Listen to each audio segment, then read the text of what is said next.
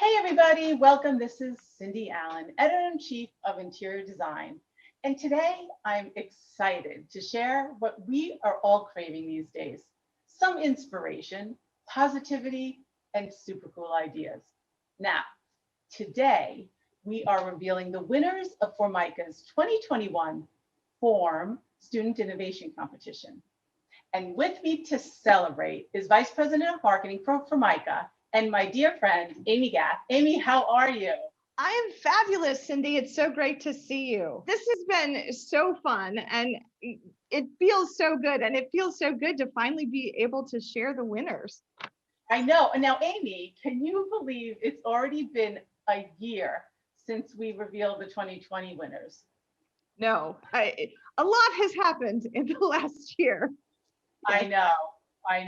And just to remind everybody, last year's was super fun. We were right in the middle of the pandemic. But I'd love to give just a little bit of history because I really like that this idea came from another Formica competition years ago. And I kind of love when you dig back and find these treasures. And you had one. So can you tell us how it originated? Absolutely. So back in 2008, Formica issued a challenge to some of the architect and design greats. And it was use Formica products to create something that you could sit upon, lay upon, or play upon. And we worked with some really amazing people, Zaha Hadid, Michael Graves, Massimo Vignelli. I actually have Lorinda Spear's chair right behind me. I love that. It's fabulous. And so we really, we loved working with these people. They did amazing things with Formica that was so inspirational. And then back in 2018, so 10 years later, we had lost so many of those incredible talents. But not Lorinda, who's right behind you. That's absolutely right. We are so glad she's still here, and we are so glad to have her chair in our office. It really is a fabulous piece. And we thought, what better way to celebrate than by kind of celebrating the next generation of amazing architectural and design talent. And so we started by issuing that same challenge to students across the US and Canada. And so now here, 4 competitions later, we are. Yeah, well, first of all, happy anniversary, 4 competitions later. And also, back then, just for everybody out there to get a sense, these were works of art. You know, back then when these competitions were held, designers and architects pulled out all the stops in a completely different way than now, but they all could have been in a museum, seriously, right? Yes, and they were, absolutely. Yeah. They sat in the Contemporary Arts Center here in Cincinnati as part of an exhibition for a while. They were truly amazing. And now they're kind of spread across the world. One of Zaha's piece, we had several versions of each made, sits in our showroom in Milan. And we had a version in New Zealand. And so it's really kind of fabulous how this amazing work also covered the globe.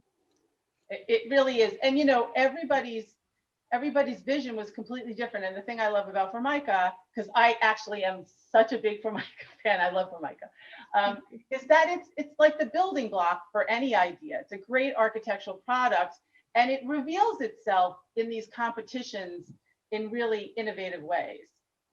Oh, and I think we love to show people that. And I think it can really, you're right, it can really be a building block for any vision. And it allows you to kind of push the bounds of design. And so I think that's part of what's so fun. I think we always love it when people do inspirational things with our material. And I think that's why we wanted to bring in students too. I think students have a fresh perspective, new ideas that help us think differently too. Yeah, they're totally, their minds are free. So, and they are thinking about solving problems in a different way, and that's what's really fun and it'll reveal itself as we go through the competition too. First of all, I'd love to thank the jurors. Do you want to name them for us? Oh, absolutely. Our jurors are amazing, and of course, starting with you, we were thrilled to have you on our jury this year, so that was fantastic. Cheryl Durst from IIDA, Loved working with her. She was a second year juror for us. Aldalai was with us this year. Vern Yip, Sarah Kuchar, and then Renee Heitre-Darrington, of course, our managing principal of design here at Formica. So such a great group. And as we get to go through kind of the jurors' comments, I think, seeing your perspectives on these students' work was also really fun for us too. Yeah, so much fun. I count me in anytime. Before we get started, I just want everybody to know like what great collaborators you all are, because we worked together on our HIP Awards, and this year will be our second year doing the HIP Awards together. And it's so much fun, and the designers absolutely loved the award. This, I will tell you, this is one of our favorite projects too. It is so much fun working together and figuring out something really neat and exciting that sits on a designer's shelf for an amazing year. So we're excited for this year, and we're excited for NeoCon. Also, we'll be bringing our student winners piece of furniture fabricated to NeoCon. So something to show off. Yeah. Oh, fantastic. That's fantastic. Okay, so here, we're going to play a little game together, and we'll start off by, let's review like the top 10 of the students, and we'll just trade off back and forth. And you get started with number 10. Okay, fabulous. So small drum roll, number 10. That's right. Love it. All right. Number 10 is Melissa Marchand from Algonquin College in Ottawa, Ontario. And I really loved Melissa's concept is called the tree hug chair. And I really loved her design statement because she talked about this coexistence between technology and nature. And she was really thoughtful in her material selection.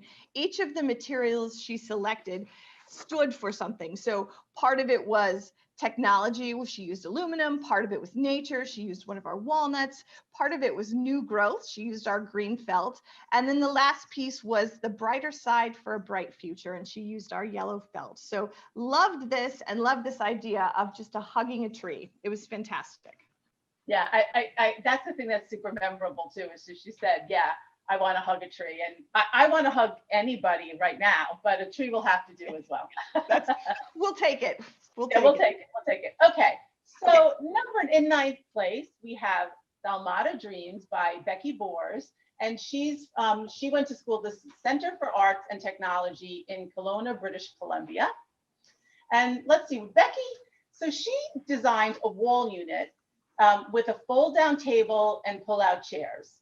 Now, this is what she said. She said that the theme of the design challenge was to design for the new generation, and this piece embodies that they're connecting and are multifunctional. Now, this was a big deal in a lot of the entries, this idea of what something could be in a different way than what was expected. And also just different uses of things, right? Yes.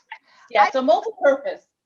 Which I think that's right. I mean, today, everything can't just do one thing, right? It's got to do multiple things. That's the way our lives work. And I also think it's more sustainable that way. We're not buying lots of stuff. We've got one amazing piece that does multiple things for us. Exactly. And I love their sensitivity and their kind of know-how, because now they're having to design in a different way of things collapsing and opening up. Also, I like that she used the terrazzo, because terrazzo is super trendy right now. So this girl's like, she understands the trends. So that was number 9. Congrats to Becky. Awesome. All right. So number 8 is Alexis Bartolewski from Mississippi State University. And she designed the Hayami coffee table. And this is another one of those pieces that is kind of multifunctional. This amazing round coffee table with ottomans that you can pull out and shelving built right into the table. Love kind of the multifunctional, love that it can be as big or small as your space allows and as you need. This was a great piece. Yeah, and also this idea, I don't know, there's something beautiful about a circle, something very holistic about a circle. And then the fact that there are these surprises, it's super innovative. Okay, so congrats to you. Number 8. In 7th place, we have Form. and it's by Elisa Westendorp, and she's from Algonquin College in Ottawa, Ontario. Oh, I really like this one. This one was this wall-mounted customizable shelving unit, and it had, check this out, it had 120 individual panels that can be lowered to 90 degrees. And I love that when everything was folded up, it created this beautiful striped pattern, but then you could use it in a million different ways. And it was clever of her too, like what would the types of Formica look like together? And she used Formica wood grain, and then she used different colors from the Infinity Laminates collection. I really love this. And I mean, she talked about, one, it looks like when you've got it up, it's a piece of art in whatever room you're in. But then I think you're right. I mean, this is something that could be in a home, or this is something that could be in a commercial space. I agree. This was a really fun one. Yeah, this is special. Yeah. Okay, what do you have for 6? Okay, so number 6 is McKenna Rowe from the University of Tennessee. And this is the glowworm rocker. And she really took this idea of design for the next generation, thinking about children. And I love her statement because she said she designed this for the unmet needs of the younger generation and part of a larger movement to create a more accepting and inclusive future.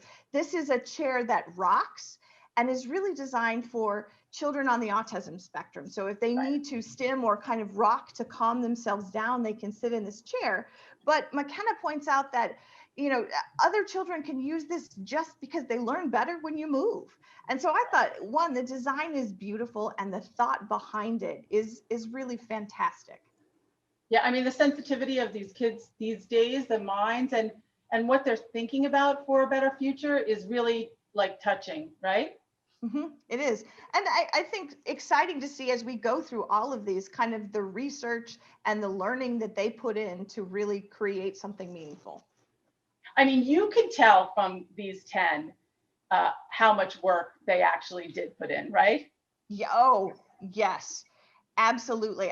So we got 200, and not to sidetrack us, but we got 244 submittals. And just wow, representative of what is coming in the design world. It's pretty exciting. It really is. It really is. Okay. So let's go to 5th place. And the entry is called Life Cycle. And the designer is Eva Lloyd, and she's from North Carolina State University. Hi, Eva. And hers was another, it's so interesting, right? So you start to see the trend of what can a shape become? And her inspiration was family. I love that. So she said the table had to be versatile, fun, child-friendly, but also stylish so that it could fit in a living room and convert from maybe a coffee table to a kid's play table to adults playing a game of cards and using the seats as well. So I love that she was thinking about the entire family. I do too. And I love too, it's a small space, big space. This works whether you have a small apartment or a bigger space in a larger house. True. All right.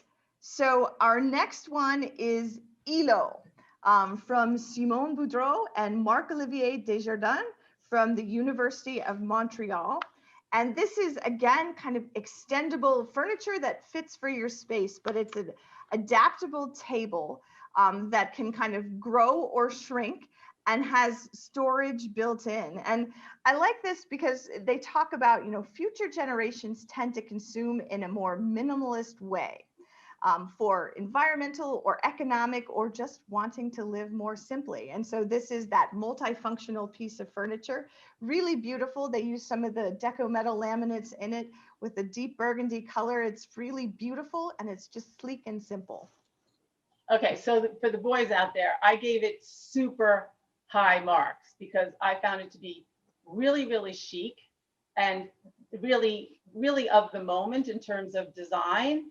And I also liked how they used matte and gloss and the edging of the color, that little bit of color, that orange, and then brushed brass. I thought it was divine. So congrats, guys. You got super high marks from me. Okay, so in third place, again, nature. We've got nature coming into this competition.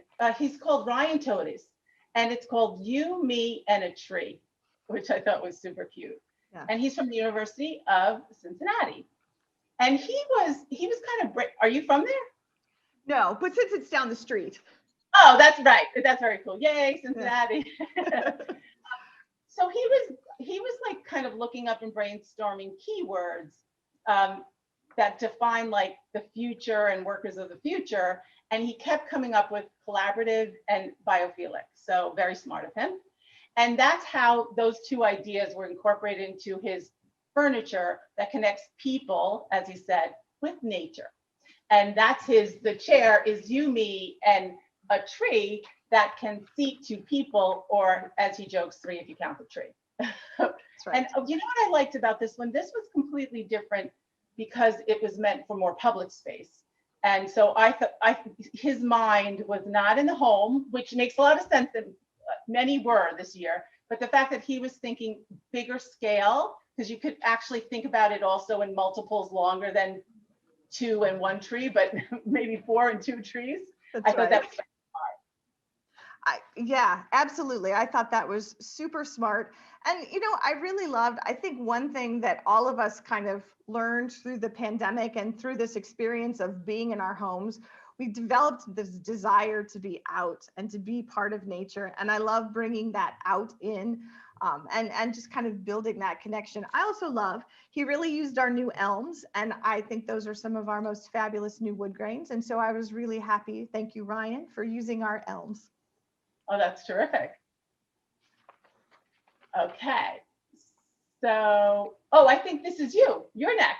Oh, very exciting. All right. So our second place winner is Maria Rodriguez from the University of Texas at Arlington, and she created Portal. And I love this because as we talk about kind of the next generation, so relevant for right now as we talk about return to the office and what is the future of the office space. And so she's created Portal, which is a multifunctional desk designed for video call meetings, or being in the office in this world that we're part in, part at home, half the team in the office, half the team at home. So it is this fantastic desk, and it's this L shape that kind of bends over, and it has lighting, built-in lighting, which hooray, I laugh at how many lights people have attached so they can do a good Zoom meeting. And then a background that is also a writable surface that you can write on for your meeting, and you can put them back to back and create an office. So really fantastic functionality, and really thinking about what is office going to be as we go forward. Yeah, I loved, she's like, hey, COVID friendly, background ready, we're on, and it is kind of interesting that she was the only one of like our top 10 who was thinking in that way. So good on her. It was very, very smart and useful. For sure.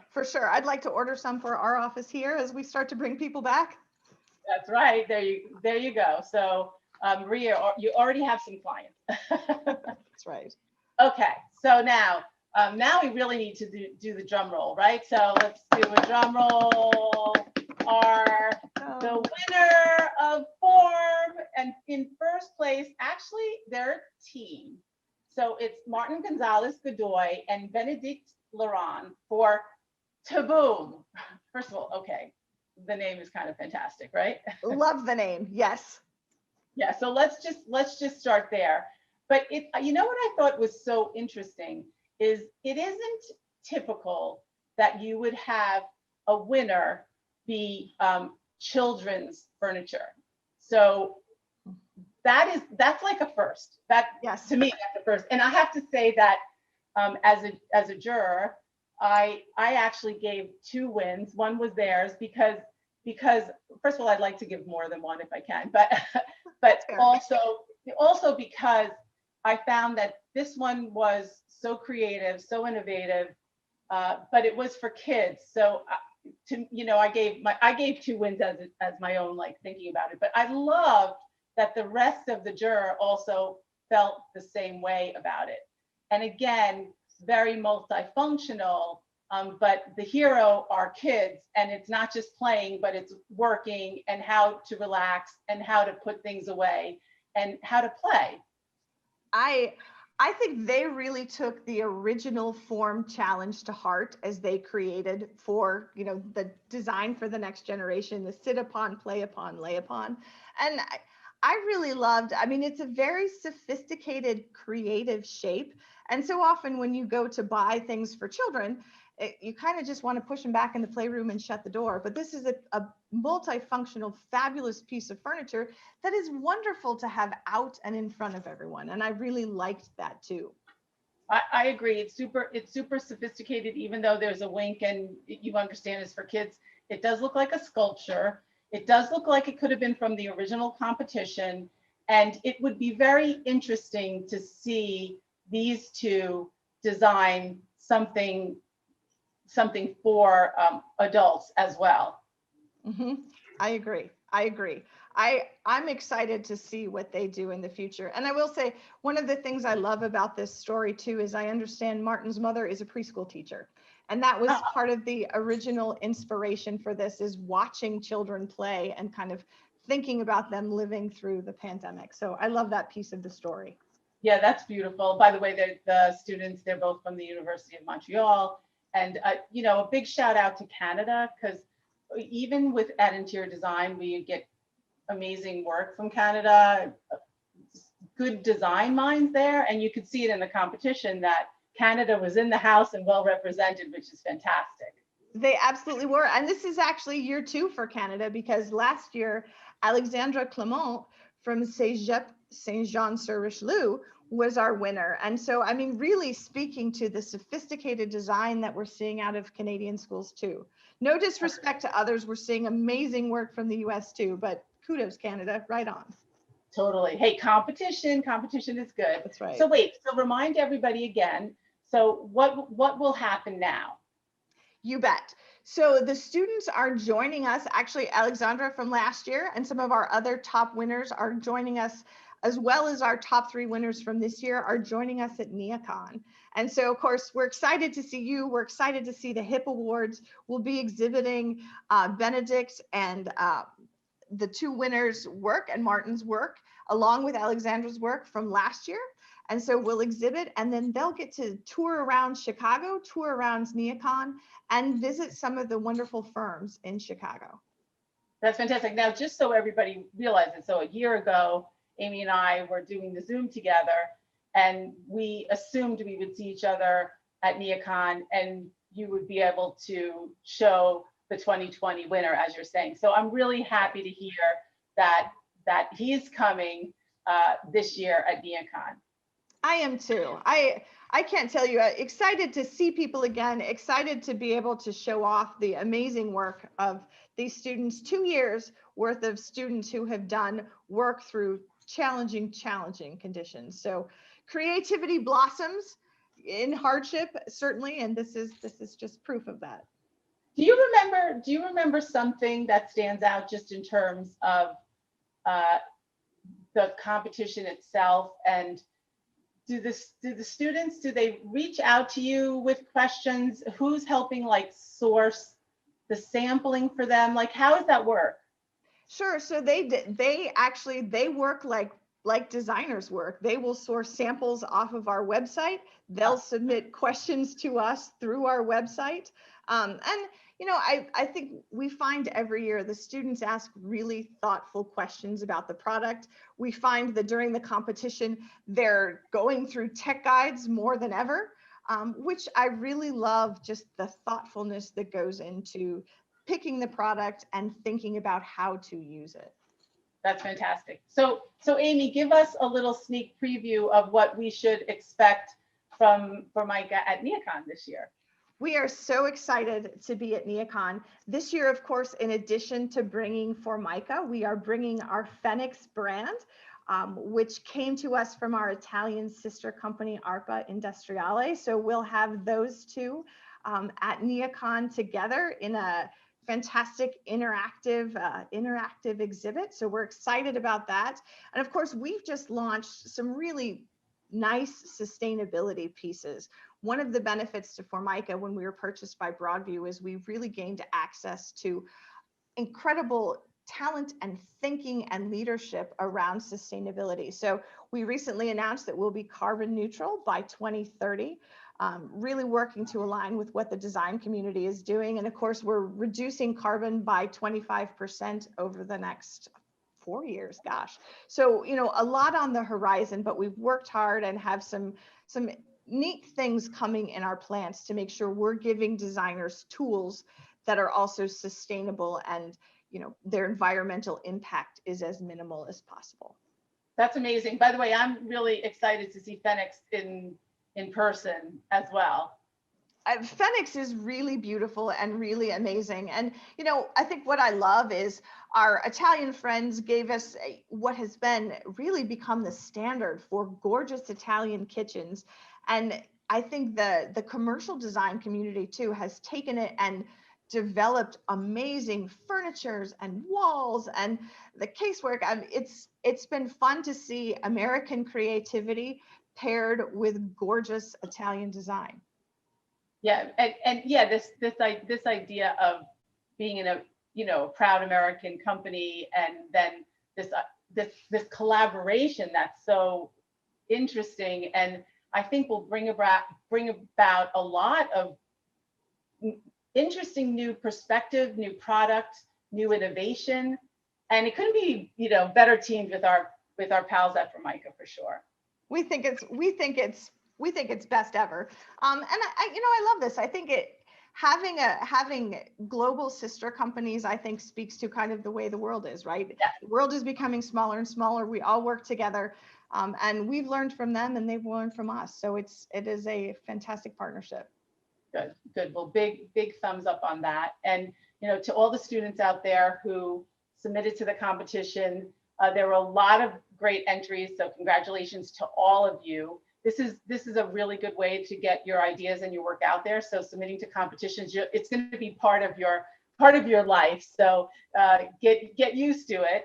And to the top 10, a huge congratulations. As you can see, the themes and the trends and the really bright thinking of these minds were that they were very, very connected into home, family, nature, and at home and at play. So, and a big congratulations to our winners, and we're going to see them at NeoCon, which is just around the corner, right, Amy? Yes, it is. It is just around the corner, and actually our Form 2022 will kick off right before we hit NeoCon 2021. So 2 good things coming up.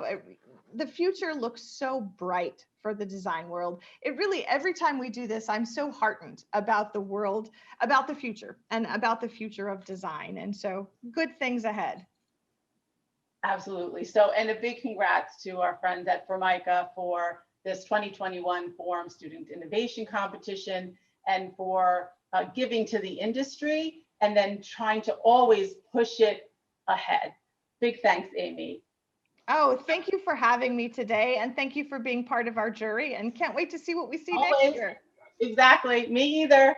Love it. Okay. Bye, everyone.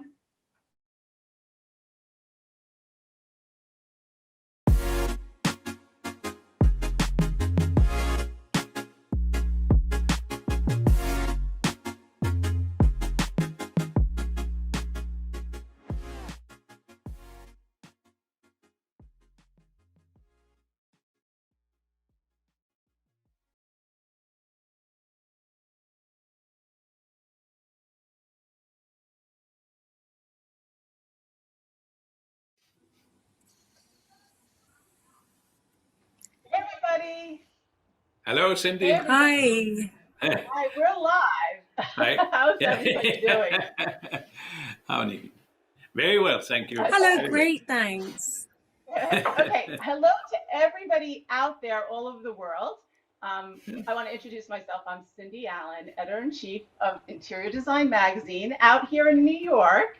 Well, you can find me at the Cindygram. And welcome to the last episode of the Open House live session with our good friends at Carl Hansen Søn.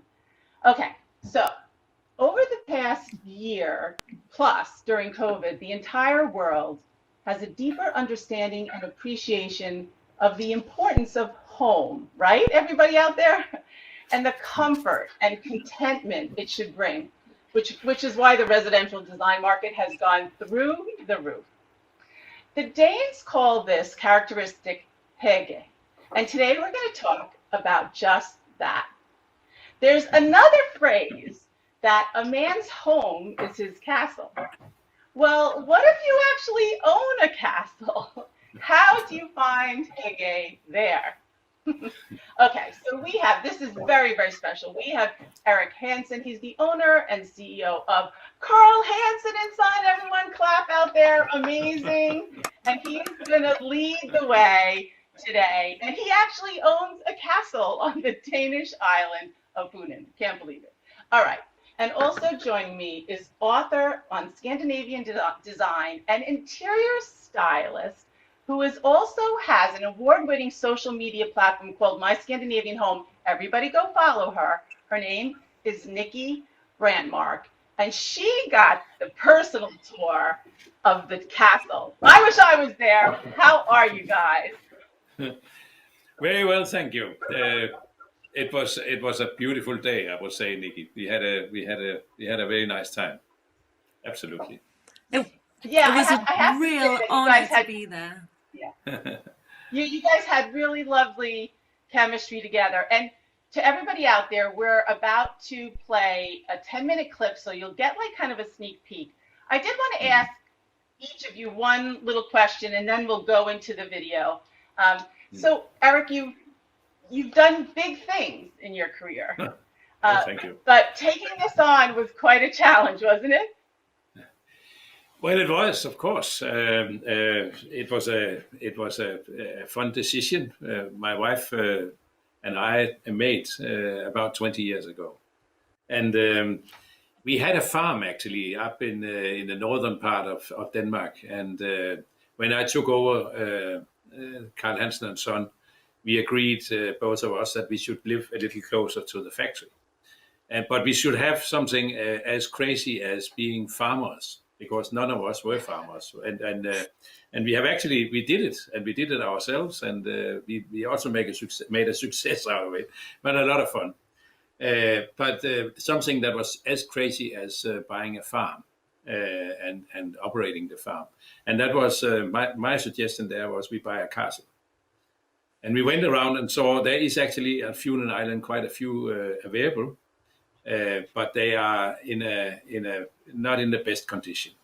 Some of them are in a poor condition. Yeah. But we found Hellerup at the end, and it was a sound building and a very, can you say, romantic building with a moat all the way around and its own church. I couldn't be any better. So we couldn't leave it, and so we bought it. And then we have been renovating it. We have been renovating on it. Yeah. So I just want to say with the church, it's that the village was gone, but the castle and the church stayed. You know, were still there, that's right? Correct. Yeah. That is correct. Yes. Yeah. Okay, so and Nick, so I'm sorry because we're like a little bit off. Yes. We're like a little bit delayed, but we're talking from all around the world, so everyone will hang tight. Niki, what I loved seeing you together was that you felt that hygge right away. It seemed like when you entered, that was it. You were completely in love. I mean, yes, it was amazing. Just pulling up in the driveway, I could feel this wonderful sense of calm. The gardens, the grounds are beautiful in a lovely, understated, natural way. And then, Knud Erik opened his door and was so welcoming. And, so just that moment, I felt sort of a million miles from the city and just really relaxed and felt at ease. And that's already a part of sort of this lovely hygge feel. Yeah, exactly. Okay. So to everybody out there, we have a 10-minute clip of a few of the rooms so that you can get a sense of what we're then going to talk about. And there's another clip at the end too. And by the way, there's a chat, so you can ask questions and we'll try to get to some of the questions and we can all be together in this last hour of our open house. Okay, so whoever out there is going to roll the video, roll it. And I'll see you guys in a few minutes.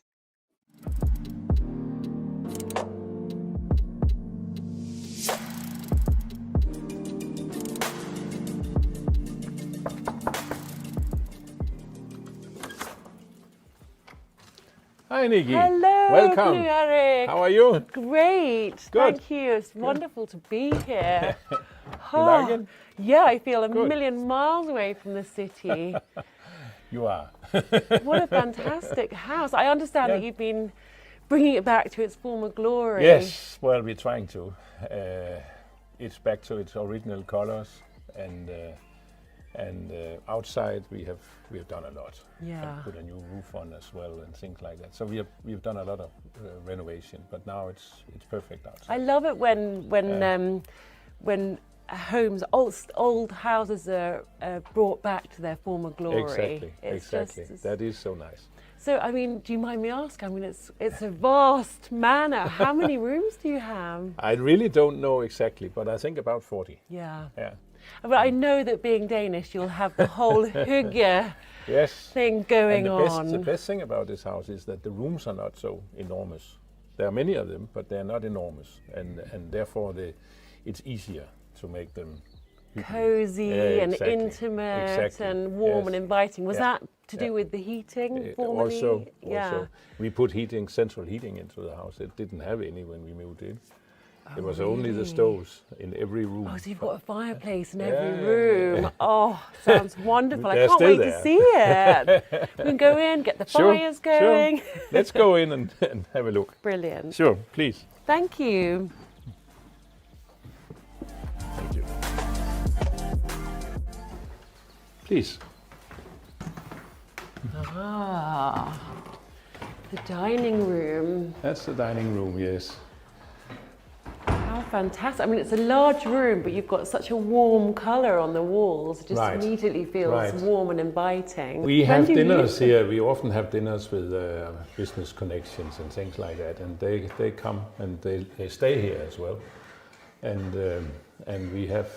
we can be 18 around the table. 18. Yeah, So it this can be extends extended. out. Oh yes, yes. It's an incredible So, table. yeah, it is. It's also from Carl Hansen. So, And I can imagine you've got all your beautiful and then wishbone. the wishbone chairs around, yes. And Absolutely. it's And I can nice. see them ready to be Yeah, brought they're out. ready. You know, the more the merrier. Correct. That's such The a house loves to have guests. I mean, it's very, very good. And Christmas here is very nice as well.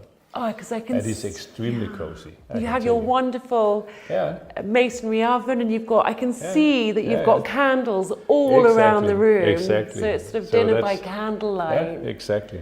Yeah, so it's a very, very nice time of the year. I can imagine. You know, Yeah, in Denmark, I think that you burn more candles than anyone else, and it's never just one. It's Well, because it's also dark, you know, in December, you know, we only have about 5-6 hours of light. The rest of the time it's dark.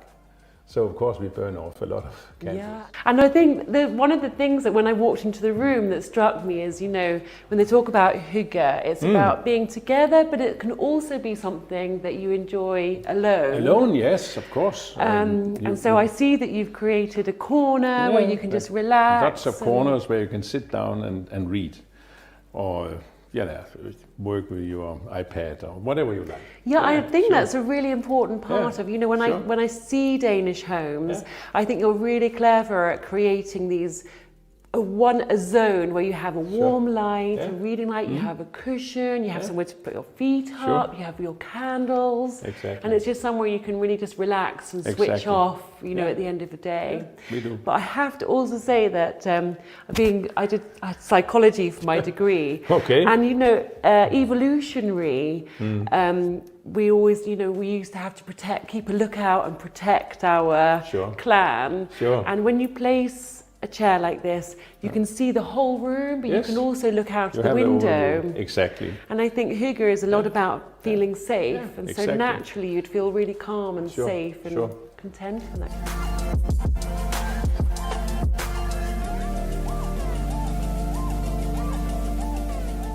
Now we walk into the library from the dining room, so we can go in here and smoke a few cigars if you like. Yeah, let's go for it. I feel like I should. Yeah, and here How you can actually cozy. you can sit and read, and you This can. is so. I think nothing yeah. really says No. hygge like a book. This is a very nice room. And do you know what? I just love when you walk in, the floors They squeaking squeak. underfoot. It's just that sound. That's what wood is so wonderful. exactly. You know, you can hear it Sure. and you can feel it, Sure. and it they just are- gives this relaxed feel. That's correct. Of course. And you've So- got these books from every Yes, genre. a big I love that they're variety, so a well huge read. You variety. can see that Yes, they're really, exactly. you know, you've got some really old books Yes, and they're well thumbed, and Correct, you can just correct. pick one out from the shelf and Yeah. sit down. And I have all mine on on old houses and Yes. yes. So and of course small things from traveling. You could sort of sense just in this one wall, you could find out so Correct, much about correct. you and Inga, all your interests Most and all your probably. travels. Yeah, correct, and correct, yes. And I love the way that you've also interspersed it with ceramics. Sure, You know, and sure. And they are from, at least these two are from traveling. This is from Italy. And this one here is from Morocco. We went to Morocco for our anniversary, for our wedding anniversary. That was very nice. That's one of the things that I've noticed already, is that every single thing in your house seems to tell a story. The sofa here was made for the Danish Prime Minister, Stauning, who was in power around 1930, and done by Carl Hansen, a very well-known Danish architect. He was the father of Danish modern. I mean, the level of It's detail a and lot of work in this Every piece. little piece has been cut out and sewn in again, so it's such a fantastic And do you know piece. what I really love? I love Yeah. the fact that it's such a historical piece and has such historical value, and yet you still use it in daily life. Of course we do. Because that's a really nice part of Danish design. It must be used, and it will last my time and next generation I mean, as that's well. the thing about beautiful craftsmanship. Yeah, exactly. It lasts a lifetime. You can pass it on to the next generation. Exactly. And here you can sit again, you can read, you can talk, and the chairs, of course, we have made them every single day for the last 72 years. It's hand woven. So all hand woven. They're Incredible. woven both on the front and at the back. You see that's. I mean, how and, long would it take? I guess. Takes about 11 hours to make. And a for lot of skilled- training before that. Yeah, for I a mean, skilled weaver. Otherwise, yeah. it takes a couple of days. It makes them feel so much more special knowing that someone has Yes, hand woven them. Not only the weaving, of course, also the woodwork is all. There's a lot of hours of work in it, and of course that's what make it. Can you say special? Yeah. That people have actually been working on it for a long time and cared for it, and it's all so perfect. And everything, and makes every piece unique Exactly. as well. Yes. And you sit here, and do you put We the do, masonry oven? Sometimes we have the oven going. But it's really lovely because I love that, you know, we've been sitting around fires ever Sure. since time began, and Exactly. it's That's part of natural. human nature. It's just Yeah. such a nice way to socialize and be together, just with the flames and the Sure. warmth. Yes. Should Lovely we carry on? room. Yes, I mean, I would Thank you. suggest we light a fire, but if it takes that long, we'll come back later. Yeah, and- that takes a little while.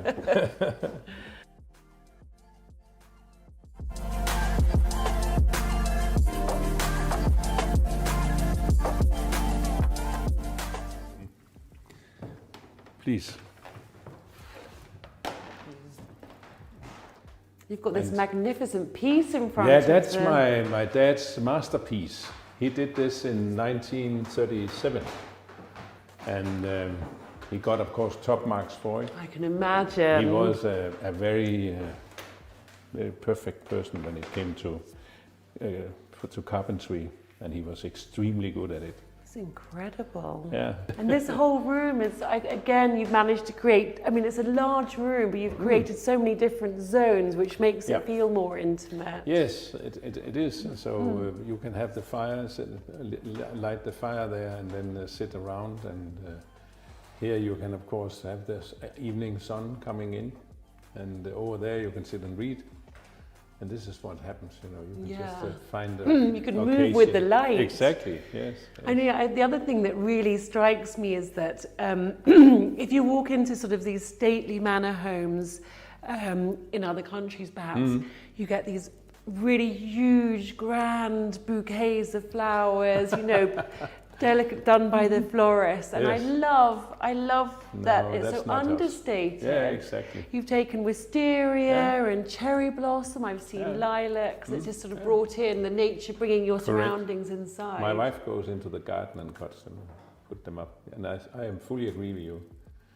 When a room is only of that size here, you shouldn't have these huge things because they overpower the whole lot, and that's not cozy. No. This is a piece of the ground, and it's grown here, which is very nice. So it's a nice end for a little piece of flower. And this piece behind you, this is another. Yes, that's Fascinating. also made by Carl Hansen Søn, because that was designed by Fritz Henningsen in 1938.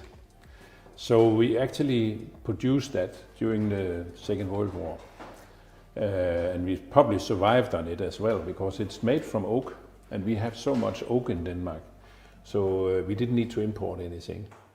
And the table too is also Fritz Henningsen, and it's a little, can you say, gambling table. You can play cards there. It's too low for dining and too high for coffee. Yeah, you can sit and have a cup of coffee, but it's not a coffee table. It's a little It's play, got this play wonderful. table. Yeah, it is Oh, actually. it feels beautiful under touch, doesn't Yeah. it? Yes. But Fantastic piece. and underneath it, and you can't see that my brother wrote, "Knud Erik is stupid." No, he In didn't. I think 1954. And I wrote on the other side, "My brother is stupid." And that was in 1956.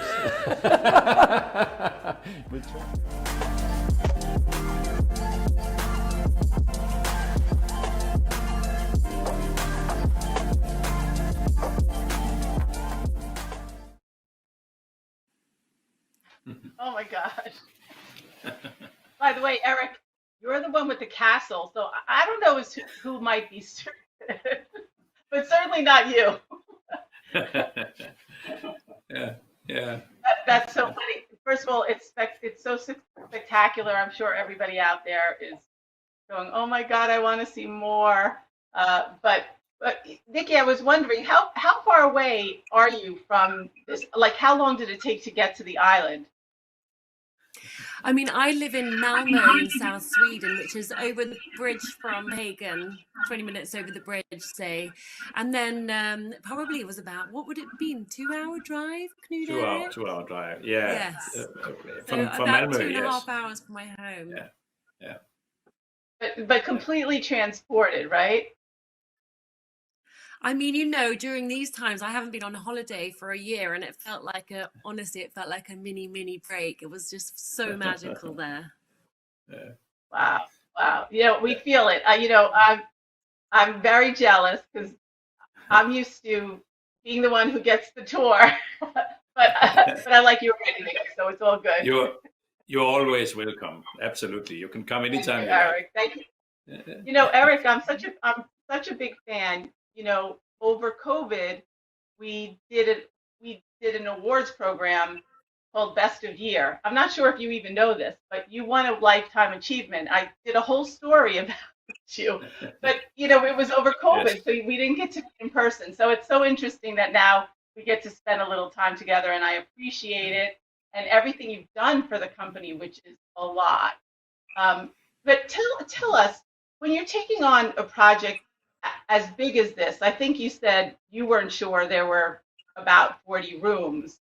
Mm-hmm. How do you start, and how long did it take so that you could actually move in? Like, is everything done right now?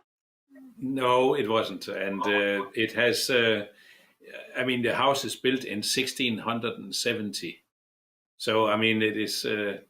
It's very, very old. And it needed renovation, but we started by doing it outside. I felt the the weather in Denmark is so hard that you need to have everything outside in a perfect condition. So we did that, and of course we engaged with a specialist architect that have old houses like this here as a speciality, and they are certified by the government to renovate old houses like this, because very often, I mean, you have to be very careful. They are listed houses, and you cannot change anything. So you had to work on what you see, so they are protected, and we did that. We engaged that as well, and then we started slowly but surely also inside, and it has taken the last 20 years. And when we are finished in a couple of years' time, then we start from the beginning again, because they need a lot of maintenance, these houses. But the government participate a little bit in a tax relief when you are doing something, which is quite nice. I understand, Eric, that there is manufacturing on this island. Oh yes, we have our factory on the island as well. I mean, it's about 50 kilometers, which is what would that be in miles? That would be about 25 miles or 20 miles away. Mm-hmm. So I drive there with my wife every morning.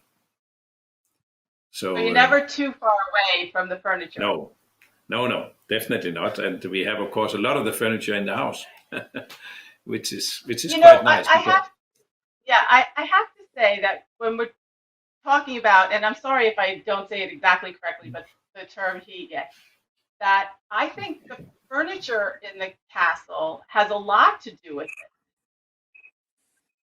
it. Well, I think so too. I mean, it is a classical style we make, and that means, of course, that whether you're putting it into a house from 1670 with all the ornaments and the paneling and all that kind of stuff, it looks just as well as if you put it into a top modern house designed by John Pawson, which is absolutely square, and you put these rounded chairs in. They look fabulous. So they fit in everywhere. And this is, of course, very nice for us too. Yeah, for sure. By the way, I've been in John Pawson's house. You have to take your shoes off. You normally do that in Denmark as well. Not of course, Niki. It was not necessary, but if you come from the garden, it's normal by Danes. They take off their shoes. Yes, that's true. That's the same. So Niki, so I know I saw the first impression was definitely a wow, but also that warmth. And you were telling me offline, just there were so many personal and beautiful ideas just in terms of design. But back us up a little bit, because I want everyone to get to know you. You're really from London. So when did you move to Sweden, and how did that sort of shape your design aesthetic? Yes, I'm originally from London, and I moved to Sweden 17 years ago, which is crazy. I don't know how that's happened, but here it's a wonderful place to live. And I remember when I first arrived, just walking into someone's apartment, a friend of my husband's, and I thought, wow, this is amazing. It's so beautiful. I said to my husband, this is so, it's like, yeah, it's okay. And then we'd go into another friend's apartment and I'd be like, this is beautiful too. And he'd be like, yeah. And I just quickly discovered that Scandinavians generally have this incredibly innate ability to create a beautiful home. One that's sort of minimalist, but also cozy. It's sort of this wonderful balance that they managed to achieve. And so you feel organized and calm, and yet also comfortable and content. So I've been really, really fascinated by that ever since.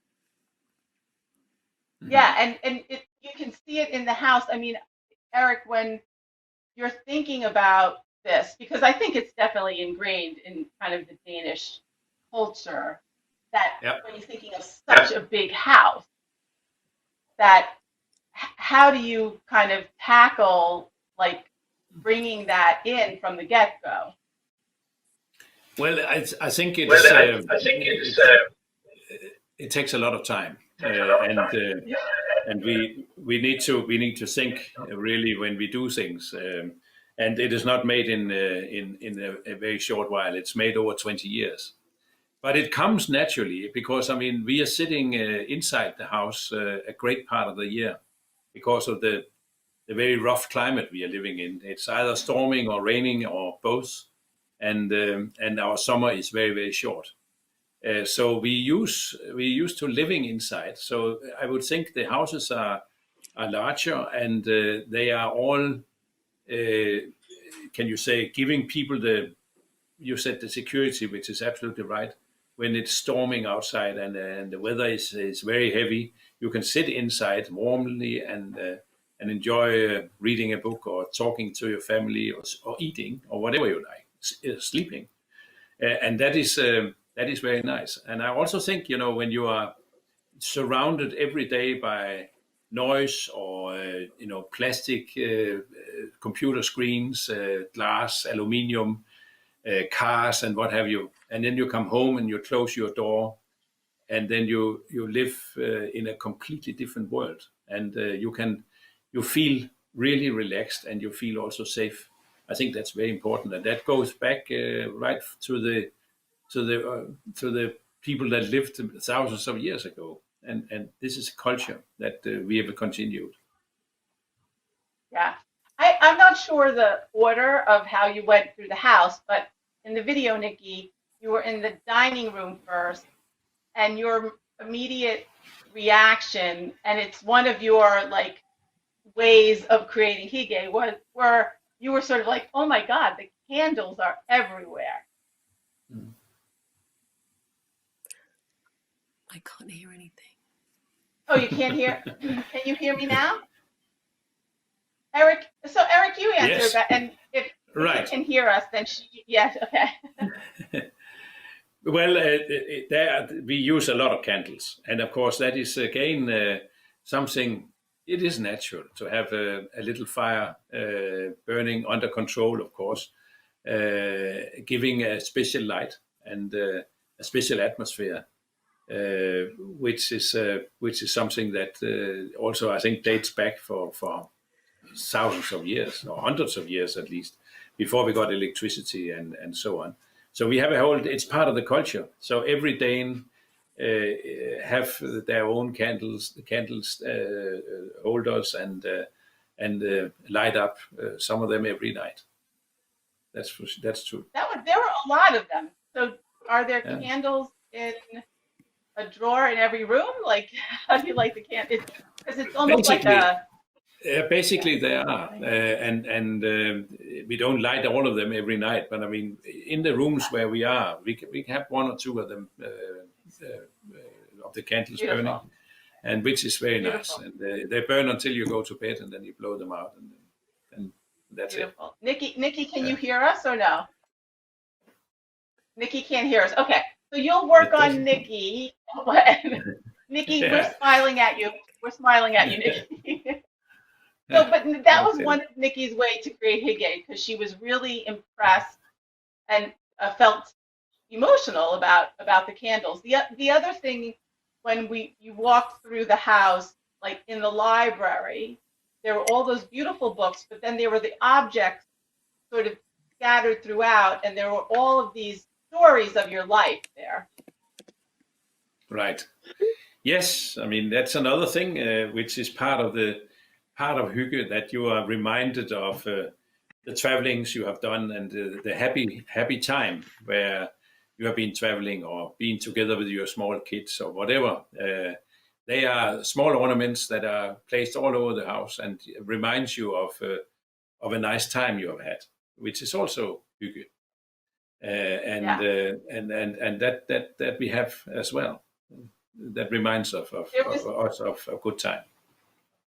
There was an incredible navy leather sofa or settee that had it been the Prime Minister, designed for the Prime Minister. Can you tell that story? It was so beautiful. It was designed for one of. Oh, there's a lot of echo here, but it was designed by one of our top architects for one of the prime ministers in Denmark, and we still make all the furniture that was designed for him.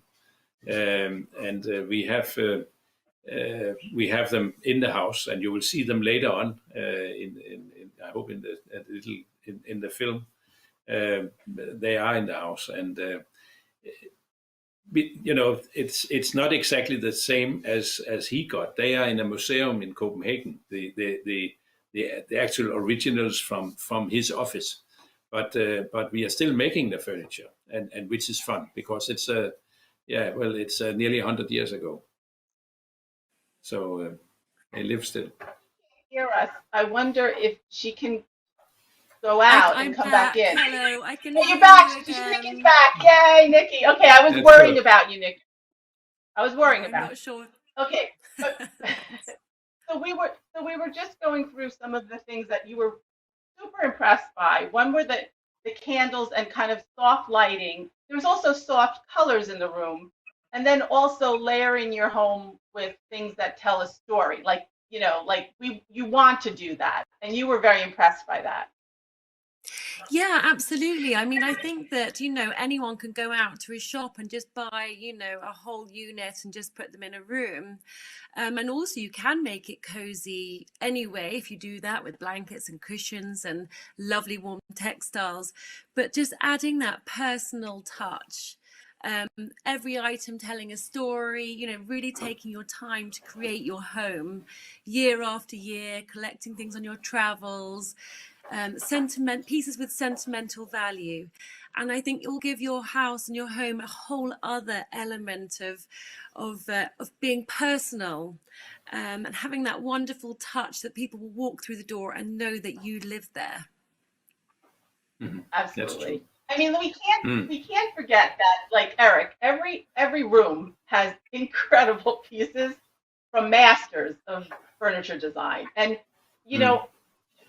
we need to ask you, what was it like growing up around these amazing craftsmen, even as a kid? It was nice. I ran around in the factory when I was a small kid. I have done that all my life, and at least in my first 18 years. And I would say they were all very nice to me, and some of them actually showed me how they did their work. So I was very friendly with all of the people in the factory, and of course that has I never forget them. They are still there, and it's a nice memory to have. Yeah. Yeah, I always say, when you're talking to the greats in design, I always like to ask what they were doing when they were young, because it reveals who they are very, very quickly. Because I remember I had some images of you in the factory with, and I can't remember which master craftsman it was, but being so young and being around that, and it being natural for you, but that appreciation that carried on all those years later. And then they're all your friends. And they're all in the castle. Well, I remember, of course, Wegner coming to us both privately and also in the factory when they did the prototyping, and he was in a completely different mood when he walked into the factory, and his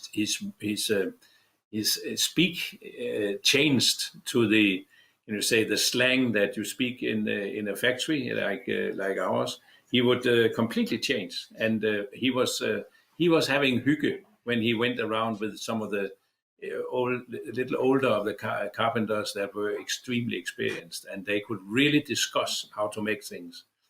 And this was, of course, I was a small kid, so I just sat there somewhere in the workshop and listened to them and saw them working, because they were very, very good, and they all enjoyed it, and that is hygge as well. That's hygge, yeah. And Niki, also, for you, it's obviously, you have a different life than that. We can certainly appreciate so much, and wish we were close to some of those greats. But you're also telling many design stories, and sharing it with your audience. And to me, that also has that hygge, like that personal touch that you have. I mean, I think that one of the things that I really love about Scandinavian design, that I love this, the coziness that they managed to create from a quite a minimalist home. And I love to tell the stories of both how they create the home, but also how it ties in with the culture as well, because you know, it's so bonded together. Much of the architecture, much of the interior design, for example, the use of natural materials in Scandinavia is so close to nature.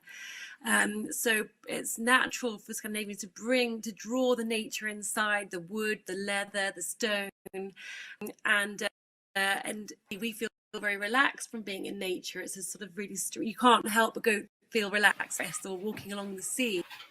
And so by bringing that indoors, it automatically it's really good for sort of just making you feel calm and help you to unwind. So I'm fascinated by all of this. Yeah, you also had like a very strong reaction to the fact that you were in a castle, but there weren't like these enormous like bouquets that someone would trot in and change, you know, a florist would trot in and change every week. And you loved that. Again, that sort of lend itself to that. We go outside and we cut a cherry blossom and we enjoy it and we bring it in the house and it looks great. Yeah, I mean, it was very understated in that sense. Yeah. Part of making people feel really welcome and making it feel warm, it just gives the whole room this lovely relaxed feeling. You have the wisteria and the lilac and the blossom, you know, just sort of cut from outside the door and just put in a vase somewhere in, like, you know, glass bottles, whatever vessels were to hand. And I just feel like it takes away that feeling of grandeur that you can get in a castle that can sometimes makes it feel a little bit formal. And so just touches like that gave it this lovely informal feeling. Yeah, Eric, you don't seem, you know, like, yeah, you own a castle and everything, but you just seem like you're not a formal, like you're sort of a together with people type of man. It just it sort of radiates from you. What I loved seeing in the few rooms that I saw there were many circles, and I loved that idea, that where you could create a circle. You did. Yeah, that makes small environments where you can sit, you can retire there. You don't have to sit together, all of you. You can sit in different rooms, and you can also sit together and enjoy yourself in one of these. You call them circles, but you know that is correct. And there is a different environment in every one of them. We have a nice big dog also, and a German Shepherd that will come and lay down as well. And first they will listen a little bit, and then it falls asleep. And of course that's a beautiful part of that part, that as well. So we are all together, but normally we only live 2 people and a dog in the house. We have a question in the chat for you, Eric. It says, yes. How does your team choose materials for your furniture products? He's from China. Well, very often the fabric is chosen by the customer, and we make it to fit whatever the customer wants. We also have standard fabrics. I think we have about 1,500 different fabrics, but that can also be part of it. So the customer says they want this color and this quality, and then we make it. But in more and more, we will see customers' own material, COM orders, where we are receiving the fabric from the customers. In the contract business, it's different because many architects actually prescribe what they want, and then we make it as they want it. You can say it's more or less the same, but it's much larger quantities. and we do that as well.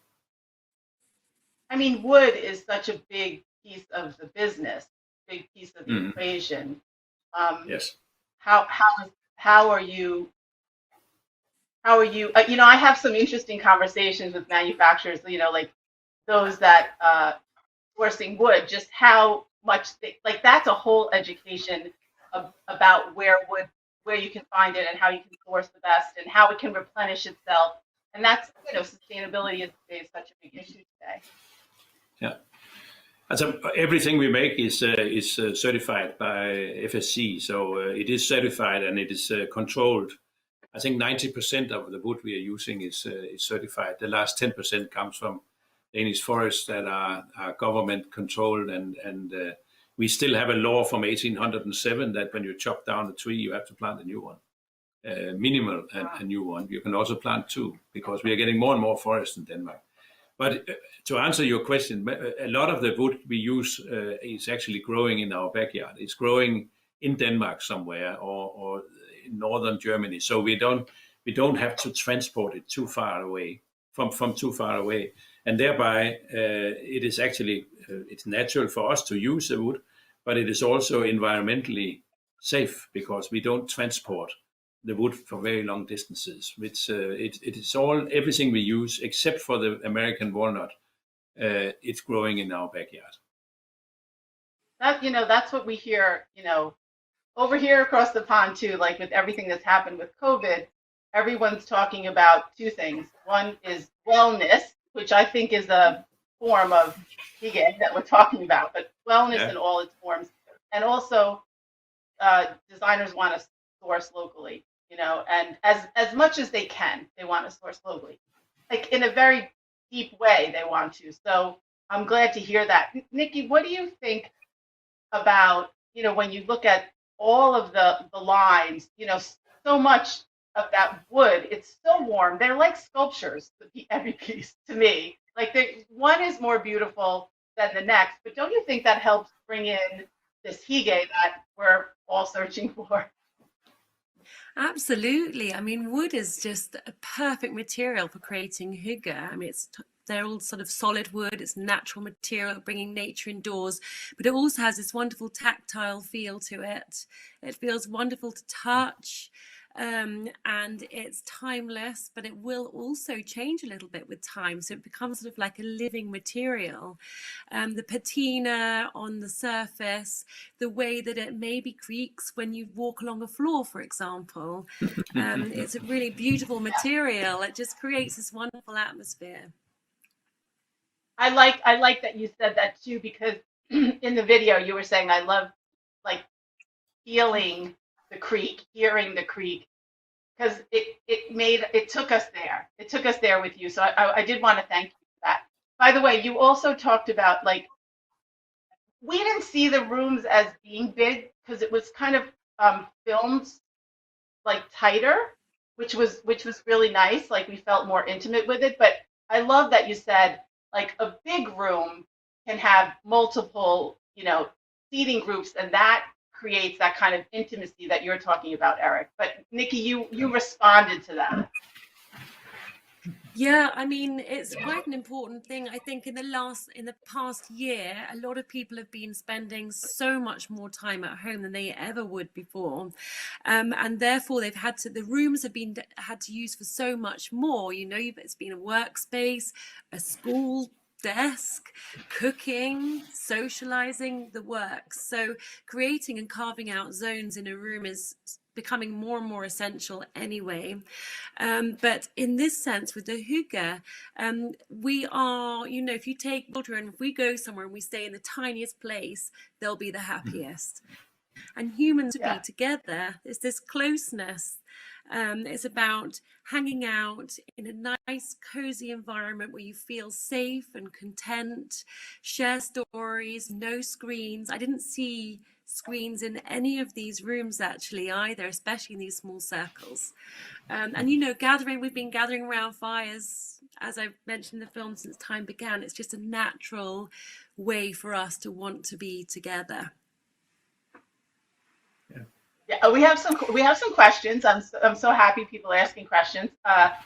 So Bernhard from Switzerland is asking, why is hygge become such a global buzzword? From over across the pond here, we would say definitely COVID has like accelerated it, but I know it was already something very, very much a part of your life. Eric, what would you say? I think it is. Today we live in a very stressed world, and we need sometimes to kind of break off and say that's it, and now we live a different life, and this is what you need your home for, and this is what we have done for so many years, and it is important that you are stressing off, if I don't know if that's the right word, but that you are calming down and ready for the next day. Otherwise, you will go back to work in the morning tired and in a bad mood. We don't do that. So when we wake up in the morning, some of us at least, the A persons, they get up in the morning and they feel that the whole world is new. It's beautiful. Yeah. If I was living in the castle, I would feel pretty good too, right, Niki? Okay, Niki, I have a question for you. Holly Becker asked, by the way, hi, Holly, out there. Thank you for asking a question. How do you create hygge while still being a minimalist? Good question. Yeah, that's an excellent. Thank you, Holly. Yeah, and actually, also we have sort of very many people live in very modern homes as well, with a lot of straight lines, and minimalist lends itself to a colder atmosphere, could do, if you're not careful. So it's really important to think hard, and I think one of the clever things about Scandinavia is they keep it fairly minimalist. Often the tones are very monotone. You might have an all white room, or very soft, muted, earthy tones, but they still manage to create this coziness. And I feel that's also with bringing nature indoors, but also natural materials, layering it with lots of textile, rugs on the floor, never wall-to-wall carpets in Scandinavia, and cushions, and just being able to unfurl a blanket and putting it across your knee on a chilly day, creating cozy spots around the house to read a book with a reading lamp. And all very much about lighting, low lighting that's not directly in the eyes, that just kind of makes you feel calmer, and a warm glow that everyone enjoys. Yeah, I do think there's like an essence of minimalism to Danish design, and it is, as you said, it's sort of like very edited, but then there's the warmth that you're saying that makes it feel very livable. It's almost like those two things together, which is lovely. Okay, we have another question from Rana Amache. Can you explain the Japandi trend? The what? Sorry, it's called the Japandi trend. It's Scandi Japanese rustic minimalism. Exactly. I think it is. Does anybody want to take that one? Yeah, I think that is very similar to what we have in Denmark. We have a lot of things in common with the Japanese, and the Japanese, of course, are minimalistic as well in many ways, and in their houses, the traditional housing in Japan, it's actually very minimalistic, and they also love to have a lot of nature close to them. So, I mean, our cultures are not too wide away from each other. And although we live in completely different ends of the world, we have a lot in similarity. And of course, the Japanese buys a lot of our furniture. They are the second largest market we have. So it also proves that we're very close. And that is very unusual, but that's how it is, and it is minimalistic, absolutely. Yeah. I want, at the end, and I have to keep an eye on the timing. So if there's any more questions, ask them. I will try to get to them. But there's the second part of the video. There is really an incredible attic living room with the beams are just to die for, Pomeranian pine wood, and it's stunning. I love that. You almost know the rooms by the dates that you renovated them too, right, Eric? Yeah. Oh yes, definitely. This was a big work, I tell you. But we changed both the roof and the tiles, the roof tiles, and we built on and everything. It was a dirty old attic when we started, so it took 3 years to make. Yeah. I have a farmhouse. My husband and I have a farmhouse up in the Catskills, and the attic was like 14 tiny little rooms for farmhands to sleep in. And, that is kind of the best room in the house now. It's all open. So when you walked up there, I was like, oh my God, I know what those rooms are like. But that one is so beautiful. And Niki, you were kind of blown away by it, right? I mean, it was incredible. Just walking through the door, you could smell all the wood. It just had this incredible scent. And then, of course, it was kind of awe-inspiring because the roof was so high, and yet it also had this wonderful intimacy because of the low beams. So it was just sort of mesmerizing. Really quite a feat in renovating, I have to say, especially because Knut Erik had told me that before there'd been sort of nothing up there. In terms, I mean, it wasn't quite a state to begin with, wasn't it? Oh, yes, definitely. So the transformation was incredible. Yeah. Eric, because we only see some of the rooms, can you give us just a brief explanation of, because there's private and there's public, right? Because you do work there, like bring people in that wouldn't necessarily be for the private part, right? Can you just explain that to us? Well, we do, of course. We have visitors. Most of them are business friends. We have, of course, our private friends, and then we have our business friends, which many of them become private friends as well. And then, of course, there are also societies in Denmark that actually asks to come in and see the house, and of course that can be done in a very limited number, but we do that sometimes because there's such an interest in these old houses to see them.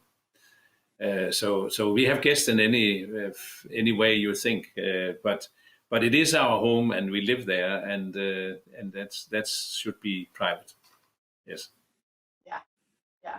I mean, I hesitate to even say that because there's so many pieces. It's almost like a museum, but it's not a museum because it's really a home, right? So there's a big difference. But the level and the quality of the pieces throughout are just wonderful. Okay, wait. There's another question. Niki, this would be good for you because I know you have kids. Carva Sykes says, "How do you create hygge with very young children in the house?" Ooh, that's a good one. There's a lot of mess there. I know, but I think they're the easiest ones to hygge with children because they're in the moment. They literally live in the moment, and I mean, design aside, just spending time with them, reading a book and cozying up, creating a corner, just a couple of cushions and a blanket and somewhere you can read a book. Perfect. It's just automatically cozy. Or in Scandinavia, they're not afraid of lighting a candle even with young children around. I'm not going to recommend it, but in a controlled situation, it can create this wonderful atmosphere just when they get home from school, calming down, having a little cup of tea together. They can have their juice and just taking the time out to be with them in an understated, relaxed way. Hygge is not about anything grand or buying anything big. It's literally just back to basics, and that's what's so an easy way to have a hygge time with children. And they cuddle in, and that is also very nice. They cuddle into you and sit with you. That's very nice. Love that. The ultimate in hygge, right, is the cuddle. Yeah. All right, so we have to give time for this, so everyone stay on. Thank you for asking the questions. Great questions. There's a 5-minute video at the end. You get to see the attic. Fantastic. And I would venture to say, Eric, that part of what you created is really who you are and what the company represents, because you are like warm and inviting. The furniture is designers specify it all the time because it is so beautiful. The craftsmanship, the pieces. I have a list of favorites. So I want to thank you for all that you've done for the design industry, sincerely. And I look forward to visiting that castle one day. You must. And You Niki, must definitely. And Niki, to meeting you, you are as equally warm and lovely and the perfect partner to have toured the castle with Eric. So I want to thank you all very much. Go on to Carl Hansen Søn, go on to My Scandinavian Home, go on to the Cindygram, and let's watch the rest of the video. I think there's got to be more parts to this castle, this whole castle thing, Eric. I'm just throwing it out there. But in any case, a big virtual hug to all of you and to all of you out there, from all of us over here. And I always do #GoForth and design everybody. So thank you so much. Here's the rest. Stay for the rest. Thank you.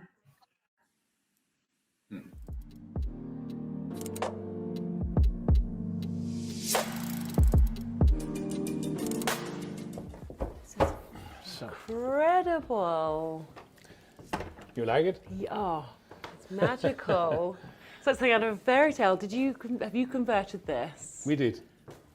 Well, and I felt, of course, that, and my wife and I, we felt that it was so beautiful to see the construction and all these old beams, and they have been put up by hand. You know, they're hand cut. You know, we have to see them. You can see the details, you know, Yeah, here sure. and the beautiful knots, Yeah, and there's yeah. no nails. No nails. I mean, no. it's just really. And everything has been carried up. Nothing has been sent up by crane or anything like that. That didn't exist at that time. And it really shows the nuts and bolts of the whole building, the structure. Exactly. And I love how, you know, if you'd without these, it would feel quite sort of towering above you. But these bring in, they make it put feel some more perspective. intimate. Yeah. So is this where you sit to work? Sometimes yes, but I do have my own office here in the building. But often I go up here because it's a nice place to sit. It's interesting to see, because I think people often associate offices, you know, everyone's working from home and Sure. working from home a lot more, Sure. and people often associate office spaces with feeling, you know, just very practical, can be fairly cold, but I think that it's proved here that they can be really cozy and personal and have a whole lot of sentimental value. Yeah, the mixed chair, which was designed in around 1930, I find it's one of my favorites. Because I find it's so wonderfully made, all stitched and Is it hand stitched? and hand stitched. The whole lot is hand stitched, and it's goat hide. In fact, it was done. The reason for being called the mixed chair is that it was done together with one of his students. They did it together, so they called it the chair the mixed chair. Vast room. It's basically a huge L-shaped room, which you've created into loads of smaller zones. Corrected. I was looking at this. I love the way that leather ages. Yes, and this is vegetable dyed, so it's without any chrome or any foreign, can you say, artificial. And it gives us lovely chemicals. patina over time. Yeah, I think. it is. Just I love that. Yes. Sort of slightly, you know, lived-in leather. Yes, exactly. So, how lovely.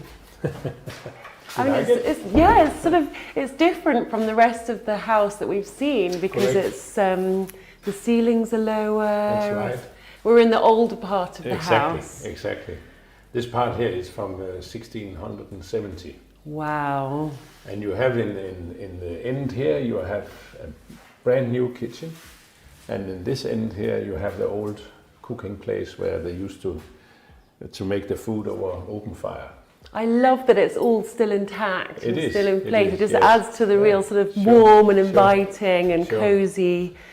And I guess, you know, when you have these big wide stone walls and all the white, you then need to add some warmth. And I see that, you know, No, just a few pictures with and the things. kitchen, That's it, paintings. with and the so on. wood. Yeah, that's right. And of course we work here, so and you have the dog here. You have, you know, we are. That is a room we use by far the most. It's the heart of the yeah. home. Can I offer you a cup of coffee? Yes, I thought you Sure. would never ask. And this is the ultimate in hygge. Your Yes, Danish you have pastries. the Danish pastries. You have a cup of coffee, which is the usual stuff in when you really want to relax. Have a cup of coffee and sit and talk a little bit. That is I know. nice. I think the Danes drink the most coffee in Europe. We or do. Something. I think even in the whole world, we drink a lot of coffee. So, which is very nice. I think it's nice when you have been all day busy with other people and surrounded by computers and all sort of stuff, you know, which is artificial, then get home to some wooden furniture, some nature. Because that's what I feel is the most relaxing part, you know, when you get home, and the most, what we like the most is, of course, that we can relax here and be a part of nature. You know, you just open the door, it's all there. Yeah, it's wonderful. Which is very, very nice. And so this house has a lot of qualities. It's also a lot, it demands a lot, but it also gives a lot of quality. I can Definitely. tell Yeah, sure. from being here for a couple of days. It's been, I think I might stay. You're most There's welcome. room for I me. find a job for you, don't worry. Perfect. Deal. Thank you so much welcome. for inviting me It was here. very nice. Nice seeing you. You're most welcome anytime. Thank you.